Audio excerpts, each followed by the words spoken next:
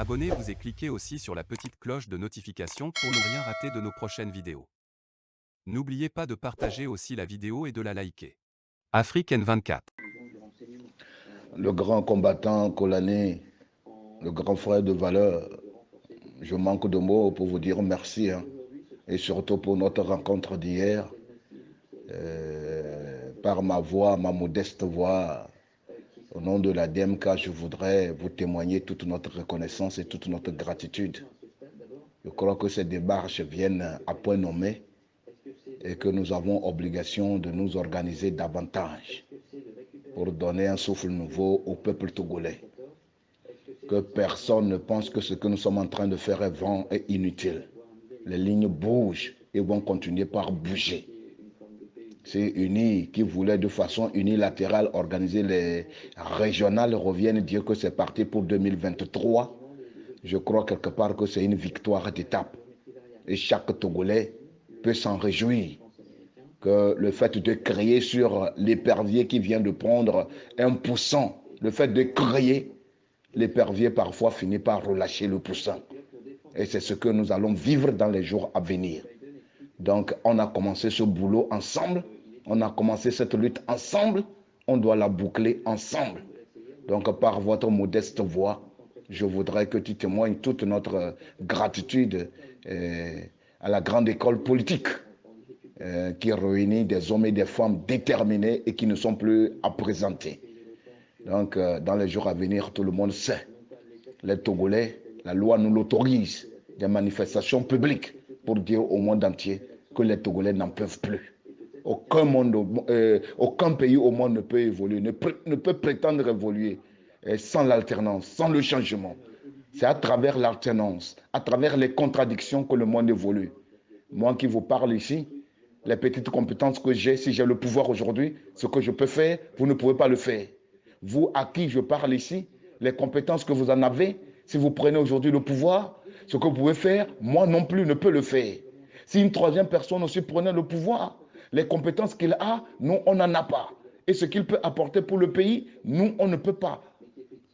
Donc, qu'est-ce que je voudrais dire par là? Au fur et à mesure que le pouvoir change de main, c'est tout le pays qui gagne.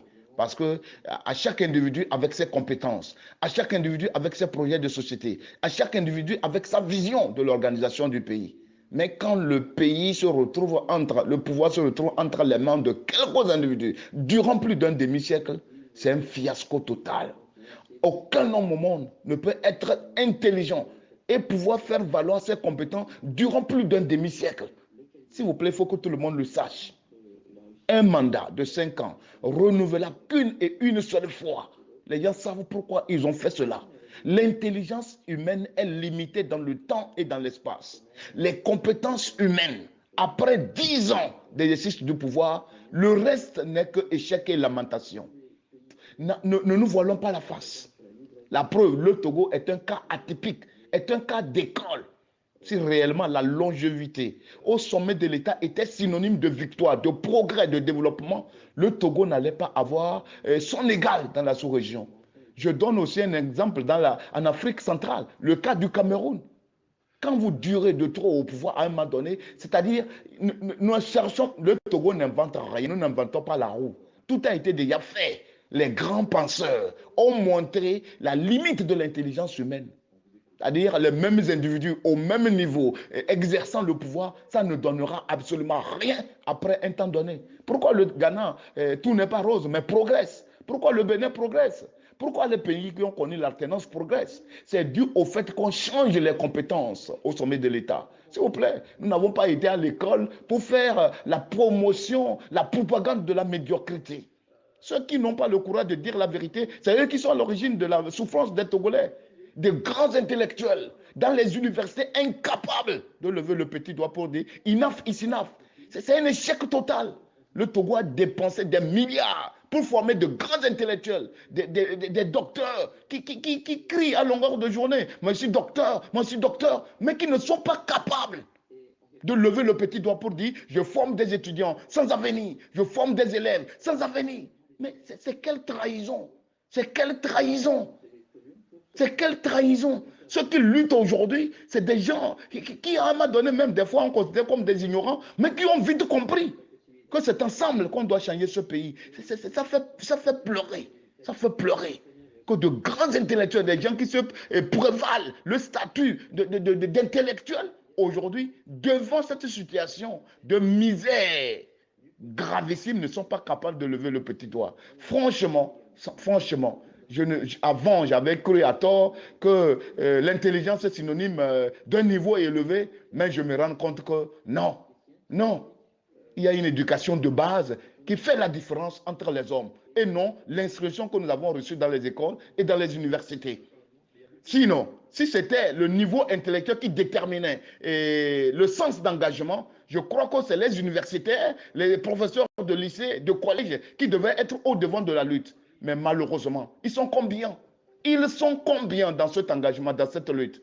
Donc c'est pourquoi je profite de saluer à sa juste valeur les Togolais qui ont un niveau acceptable et un niveau qu'on considère comme un niveau bas, mais aujourd'hui qui ont compris dans toutes les fermes de notre pays qu'il faut se mettre ensemble. Et chapeau à vous, mes frères, chapeau à vous, les intellectuels qui ont décidé de nous trahir. Nous leur disons, l'histoire en tiendra compte. L'histoire en tiendra compte. Donc, mes frères et sœurs, soyez fiers de votre engagement. C'est la lutte des classes. Les ouvriers contre les bourgeois.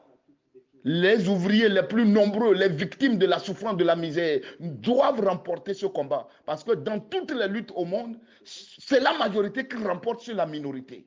Dans toutes les luttes, qu'elles soient politiques, syndicales, c'est la majorité qui remporte sur la minorité.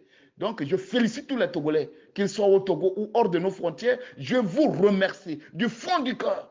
Parce que, enough is enough. Qui aime la misère? Si réellement tu aimes ton frère, ta soeur, pourquoi tu lui souhaites la misère? Pourquoi? Qui ne sait pas que le Togo est riche? Qui ne sait pas que tous les Togolais peuvent vivre mieux? Donc, encore une fois, je tiens à vous dire merci. Et au-delà de la grande décor politique, je m'adresse à tous les Togolais pour nous dire merci. On ne fait pas une élection pour créer, accroître la misère des Togolais, mais on fait une élection pour résoudre un problème. Vous voulez organiser les régionales avec une opposition qui n'est pas au-delà de 8% de l'électorat. Une opposition qui ne fait pas 8% de l'électorat. Après les présidentielles du 22 février 2020, les cartes politiques ont changé, ont été redistribuées. On ne fait pas une élection pour accroître la misère de la population, mais on fait une élection pour résoudre le problème. Maintenant, je demande quel sera le statut de ceux-là qui sont à la CENI. Parce que si les élections ont été reportés et que les membres de la CENI ont un mandat limité dans le temps et dans l'espace parce que leur présence à la CENI, c'est pour organiser une élection et qu'aujourd'hui, elle est reportée à une date ultérieure, je crois quelque part qu'en principe, ils ont un mandat d'1 an, peut-être renouvelable. Mais une fois que les élections ne sont plus en vue, je demande maintenant qu'on définisse quel est leur statut, quelle est leur légitimité, quelle est leur légalité. Il faut qu'on en réfléchisse pour voir concrètement qu'est-ce qu'il y a lieu de faire. Tout est à remettre en cause et de façon consensuelle. De façon consensuelle. Nous sommes tous des Togolais égaux en droit et en devoir. Rien ne sera encore comme avant pour le bien de ce pays. Donc, encore une fois, merci, merci, merci. C'est votre frère Amin Abuja. Je vous remercie. Likez la vidéo si ce n'est pas déjà fait. Laissez aussi votre point de vue en commentaire.